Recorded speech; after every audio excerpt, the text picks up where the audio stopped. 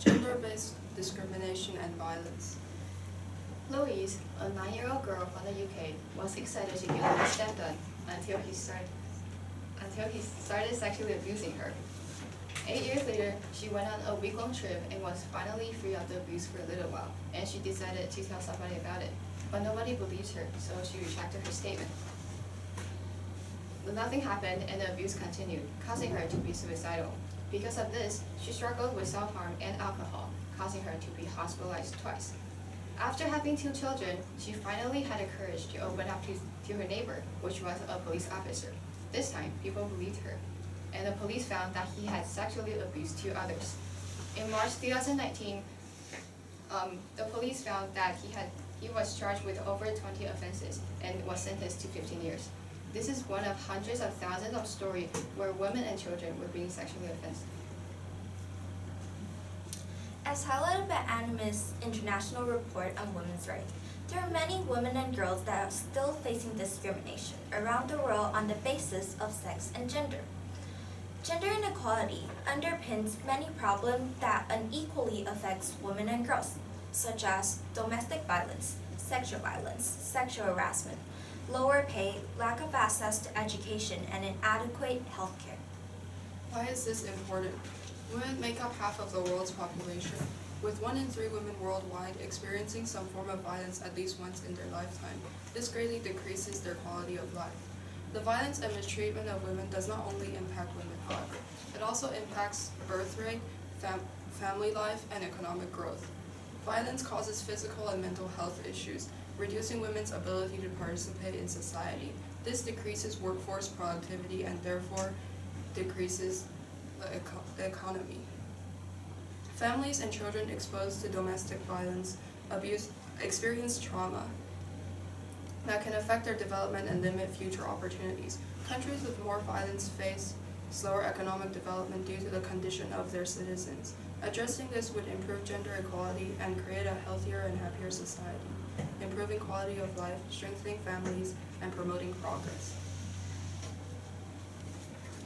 The overwhelming amount of sexual violence cases worldwide begins to the question, to what extent do factors such as religion, art, and biology impact the prevalence of sexual violence? Religion, doctrines, texts, and their interpretation greatly influence legal systems, gender norms, and stigmatization. Women in art were usually displayed as pretty objects or objectified. The influence of gender norms in art is categorized into historical content, religion, and media. Significantly, the desire to harass women is caused by social status and the evolutionary need for reproduction and sexual selection. These various topics are cultural, historical, and scientific lens. We'll be explaining this throughout our presentation. This leads to our first solution, which is increasing the age of consent to 18 worldwide. Most countries have ages of consent that's lower than 18, with most of them 16 and some of them even lower. Some countries like Mexico and Angola have age of consent that's lower than 12, which is shocking. There is no reason for girls who have not fully developed mentally or physically to be having intercourse. This low age of consent will protect pedophiles and places girls at significant risk of exploitation and abuse. Raising the age of consent to 18 will decrease the amount of underage sexual abuse and protect the children. It will also decrease the amount of pedophilia and deter adults from engaging in relationship with minors. Additionally, simplifying legal system would allow people to more easily identify inappropriate behaviors worldwide. However, raising the age of consent is not the most effective solution. Sexual violence is already illegal, and raising the age of consent would not make it more illegal. Perpetrators who break the law and violate women and girls will still continue regardless. Additionally, it may be difficult to implement worldwide due to differing cultural, religious, and social norms. According to the National Library of Medicine, in India, when they changed the age of consent from 16 to 18, it faced resistance because it contrasted with the deeply rooted societal views on marriage and child autonomy. These legal changes can cause stricter parental control and limit access to reproductive health services, creating more stigmatization on teenage pregnancy and intercourse. Raising the age of consent may not affect the underlying factors that cause sexual violence, since it does not raise awareness and educate possible perpetrators and victims on the issue. Additionally, this solution does not impact females above the age of 18, which is a huge chunk of the population. Okay. Our second solution focuses on increasing punishment for perpetrators of sexual violence. These include raising fines for a minor offense and increased jail time for several crimes, ranging from a minimum of 3 months to life imprisonment, depending on the severity. Although some countries, such as Canada, Sweden, and Norway, already have several punishment of sexual offense, such as long prison sentences, castration, resident and movement restrictions, there are many countries where these punishments are lighter and in effort. For example, according to Concern Worldwide US, both Pakistan and Africanism have cultural norms that perpetuate gender violence through social norms and legal frameworks. Increasing punishment would decrease perpetrators, prevent them from being able and repeatedly commit crime, since they are in prison, and keep them accountable for their crimes, ensuring that victims get the relief of knowing that the perpetrator is being punished. Increasing punishment has limitations, however, and will not fully solve the problem. According to The Wire, research shows that higher sentences increase acquittal rates, which are already high in sexual violence cases.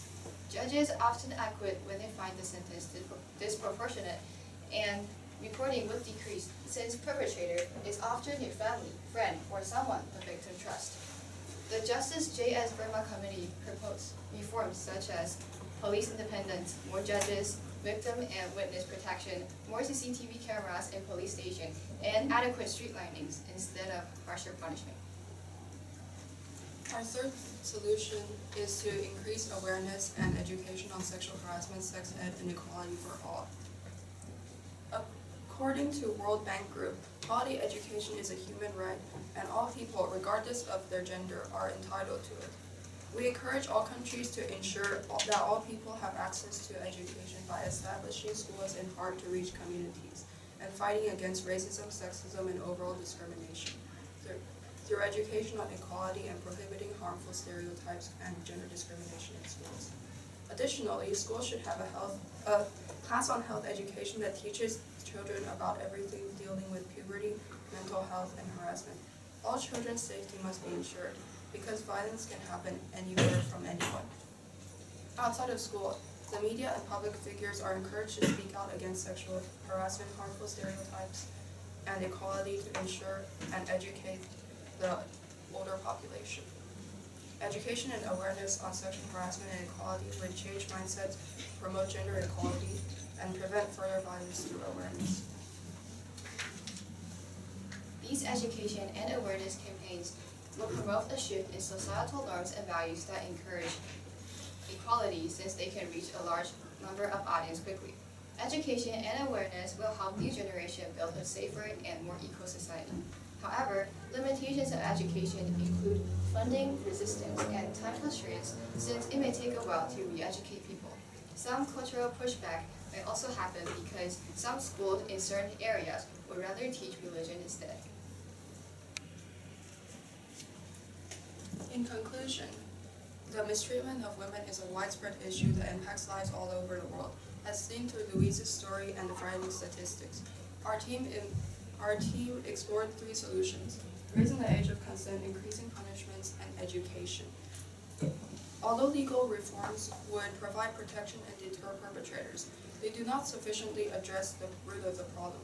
Education does, however, since it can promote equality, understanding, and inclusivity, where children grow up helping each other and treating each other as individuals instead of seeing each other as objects. Thank you. Thank you for this presentation. I have some questions for you. Let's start with Rianne. Please give one specific way that your thinking changed as a result of learning about Annabelle's findings. My RR argues that historical ideas and cultural influence have shaped men's perspective towards women. which is shown in Islamic art. However, after discussing with Annabelle, she presented scientific data demonstrating that men's violent behavior can be attributed to biology, social, and physical factors. Thank you. Next, Annabelle.